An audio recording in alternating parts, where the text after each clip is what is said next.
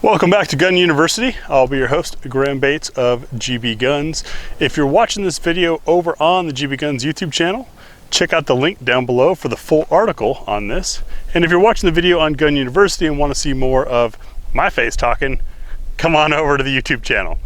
Today we're talking about the Walther PPS M2, an update to Walther's Polizeipistole Schmal, Police Pistol Small, their single stack 9. This has been out for a few years. The update included moving to a push button release from the paddle release and some style cues that put it much more in line with the current PPQs. Roughly an inch wide, it's very thin, and you have your option of a flush fit 6-round magazine, a 7 or an 8 rounder. I know this pistol very well. It was one of my favorite carries for quite some time when I was carrying single stacks, because with the 8-rounder in there, I can still fit my large hand on it very comfortably. And despite the gun being as thin as it is, it shoots pretty nice. What we're gonna do today is go over just some basics of shooting the gun, what it's like. We're gonna see what kind of ammunition it likes to eat and shoot some accuracy, and then I'll give you some closing thoughts. Let's get started. So to start things off, I have an ABC zone, that's a reduced size torso target, out at about 15 yards or so. I shoot from this distance because it keeps shooting steel safe. Also, it definitely gives me a challenge and means I really have to pay attention to what I'm doing and what the gun's doing. We're gonna start things off by doing some ready up drills, singles and then doubles if I can. And we're going full stuff +1. So I have the 8-round magazine, 1 round already in the chamber. Now there is no external safety on the PPS M2 aside from the dingus in the middle of the trigger. You do have a window up top in the top of the little cutout in the barrel to see that there's a round in the chamber. I'm going to start from low ready, come up and engage the steel. Now whether or not I hit the steel, partially luck, partially personal skill, not so much the gun, but what I'm doing while I'm doing this is getting a feel for the gun so that I can give you some feedback on it. If I get confident, I might try some doubles. Fingers crossed, let's see how it goes.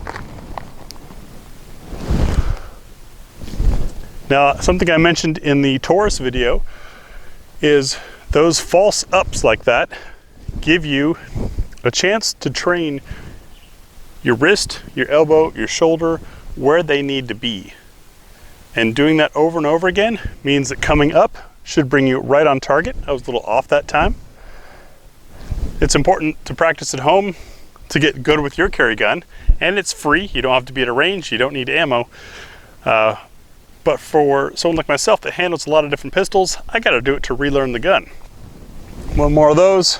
Okay, let's see how we do coming up and on, and how the gun runs full stuff +1.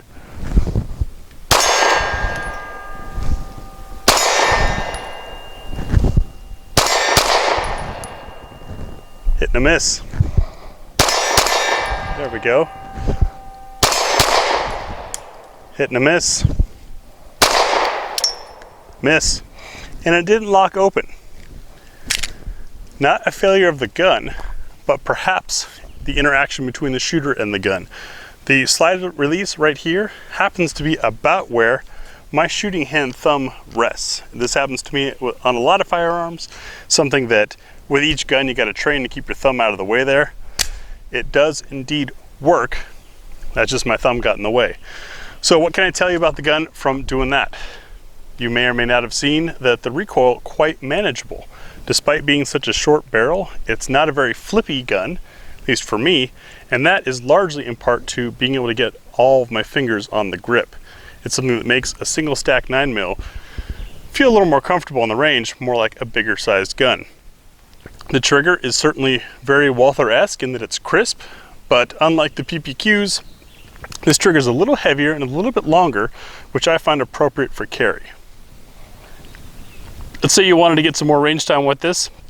What would you feed it and how would it perform? So when it comes to feeding a defensive pistol, there's of course a lot of variety out there, and what your gun will and will not run with, and what it shoots best is totally going to be up to, well, a lot of factors. We've got 6 loads here, a snack version of our trademark What's for Dinner test. And you might notice that each of these has a slightly different overall length and different bullet profile. That's going to impact how well it feeds and how well it doesn't. We have biased our test towards defensive loads because this is a carry gun. We also have included aluminum and steel cased, since the aluminum and steel expand and contract at different rates as they heat and cool, which means some guns like them and some guns don't. We're going to fire 3 shots of each at its own target, looking to see does it pick up and feed from slide lock, generate enough energy to cycle the firearm, and then we'll lock open on empty, trusting that I can keep my thumb out of the way. The 3rd round just helps us reduce variables.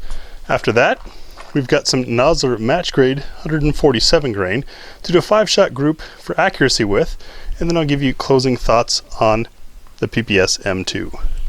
We're going to start this test with Norma's MHP. This is a 108 grain monolithic hollow point. Now, some of these rounds might impact different spots on the target than others. That could be the bullet, it could be the shooter. One error that I personally have with single stacks like this, they're so skinny, is if it feels too small in my hand, I tend to squeeze it. And when you squeeze the gun, you end up erring left. Let's hope we can avoid that. Tia's behind the camera. She's going to bring the camera over to the gun while shooting so you can see the recoil. I will also give any comment if one round feels different than another. And then we'll take a look at the target. Top left target for the Norma MHP.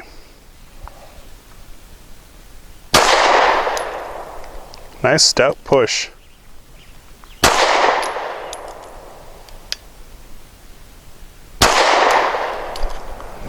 And shot okay. I'm hitting a little high, it seems. Target's at 7 yards because the FBI tells us that's the distance within which most defensive shooting happens. Hope that 7 yards makes sense. That's what I like to practice with. Give me a concept of my ability at that distance. Of course, not under duress and not with speed. Our second load is the SIG 365 ammo. This is their V Crown, 115 grain, a little heavier bullet than what we just shot. Beautiful round, nickel plated just like the other one. The nickel plating on the brass helps with corrosion resistance. Also, a good lubricant for feeding the gun and for extraction, and that will be at our second target. I'm going to aim at the same spot, just in case the other round was hitting high for this gun.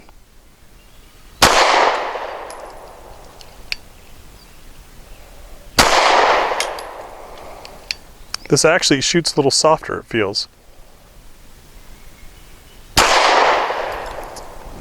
I messed up that third one. That's what happens when you take a long time on a trigger not meant for target shooting. But it hit in spot, cycled just fine through the gun. Our third load is Wolf Lacquered Steel. The green on there is actually paint. This is, steel is cheaper than brass to produce. That's why you can find cheap ammo in steel or aluminum casing. However, steel rusts, corrodes very easily. Ask me how I know. I live in Oregon. So the lacquer helps prevent that. The lacquer can also gum up your gun as little bits of it and this red sealant leak and get around the gun. That's through high round counts. We won't experience that today, but still want to see if the PPS will run that steel. It's 115 grain and going to be at the third target.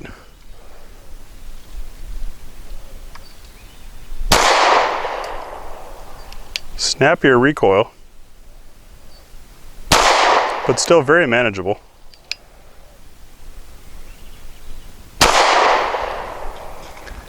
And stack 2 shots. You also want to be careful. Remember that steel retains its heat longer than brass. That means if you get a shell down your shirt, it's hot.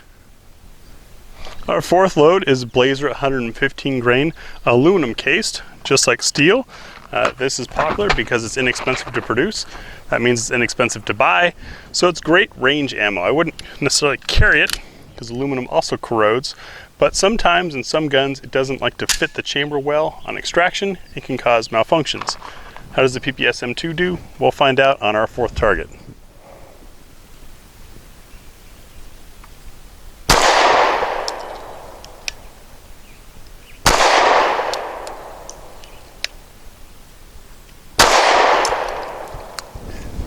Gun ran fine, and despite that being the least expensive load, also seems to have shot fairly well. For our fifth target, Hornady's Critical Defense, a very popular defensive round. Also a nickel-plated casing. Bullet profile is a little bit different. What makes these popular is that little piece of eraser-looking thing in the end of the bullet. It's actually a piece of polymer there to keep the hollow point from getting clogged on clothing or whatnot as it hits a target, so it'll still perform properly in flesh. How does the PPS M2 like it? We'll find out.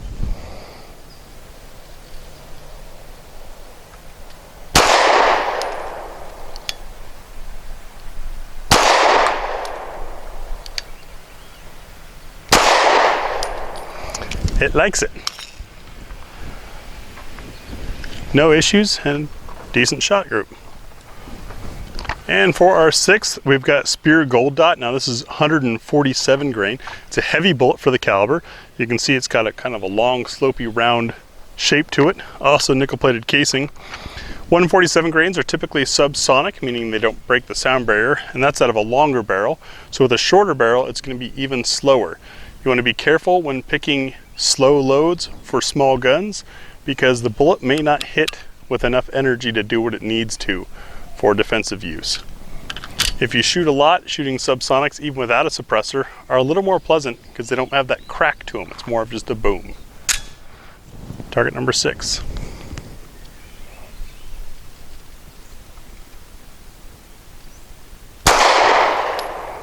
Definitely more push to it. Feels like I'm throwing more. Could be in my head. No, it's definitely in the hand. I felt it there.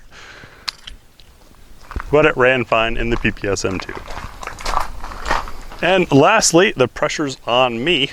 Running some Nosler match. This is 147 grain. I use this stuff for accuracy testing because it is by far the most consistent of the loads I've ever tested. It's also hot, which means a little more recoil, and the 147, if it behaves anything like that Gold Dot, it's going to have the most recoil, which is probably not going to be great for me to use for grouping, but we'll try. This is not being shot from a bench. I wouldn't consider myself a super duper shooter, but this is what I'm going to collect some final thoughts on here. T is going to have the camera over at the bullseye while I do this, so you can watch and cheer or grimace with me. Let's hope shot number 4 stays good. That's usually where I throw the group. Anyone else have a favorite thrown shot?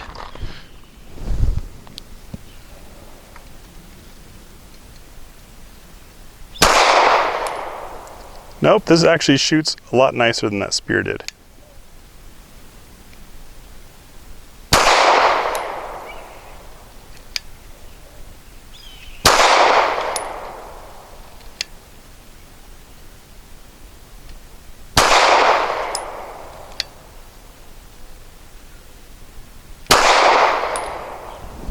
And that's the Walther accuracy we always hear about. I lucked out. So the Walther PPS M2 is one of only 2 single stack 9s that I find really comfortable to shoot. The other one being the Mossberg. I find that despite it being so slender, it doesn't drive into your hand too much.